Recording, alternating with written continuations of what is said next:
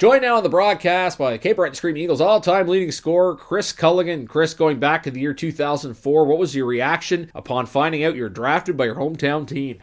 That was a pretty big surprise. I had only talked to a few teams prior to the draft. Honestly, I wasn't even thinking I was going to get drafted. As you know, you had to be in the first 5 rounds then as a 15-year-old. I was honestly just kind of going into it with an open mind. The draft was in Baie-Comeau, I believe, so obviously I didn't go to that. We were just sitting at home, kind of around the computer, following a little bit, even for the other guys that I played midget with that were hoping to get drafted as well. Maybe a little more attention in the 5th round when the window was closing on me. I remember just sitting at the computer, and then, sure enough, my name popped up. I was just all smiles. It's kind of hard to take that in right away and express how you're feeling. Probably a bit of relief, excitement. I was just looking forward to the opportunity, and that was playing for the Eagles was something that I had always wanted to do since the team was there, and if that was something that I'd be capable of doing or not. I can remember being younger and playing mini sticks and stuff like that, and listening to the games on the radio or just pretending to be on the team. In a way, for me, that was like the NHL dream for a lot of kids probably. Just to have the chance was exciting, and I was by no means expecting to go in and make the team the next year, but just kind of going into it with an open mind and no pressure probably had benefits for me in the camp as things just kind of worked out.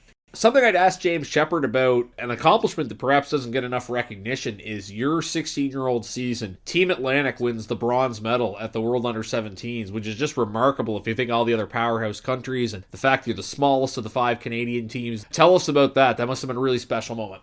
Yeah, that was. Going back to the start of it, even in the summer camp, I probably didn't even fully understand what the team was. I didn't know enough about it. There's so many guys there growing up in Cape Breton and playing against the mainlanders from Halifax and people from different provinces in Atlantic Canada. You're trying to eye yourself up where you stand against them. Again, it was just an open-minded approach for me going into that. Obviously, getting on with the Eagles probably helped get me some attention when it came to picking the team, but we knew each other a little bit for the most part. I would say the majority of the guys on the team from playing against each other and having the summer camp. Obviously playing with James for the first half of the year and playing against him before helps with the familiarity of it all. When you're going into a short-term tournament, you have to gel quickly. And I think that was probably one of the reasons why we did so well. The coaching staff did a good job. Everyone that was in place kind of gave us an identity early on as a team. We were going there to win. We weren't going there to just take part in it and enjoy the experience. It was pretty amazing how close we got in that short time. That was definitely the happiest I've ever been to win a bronze medal.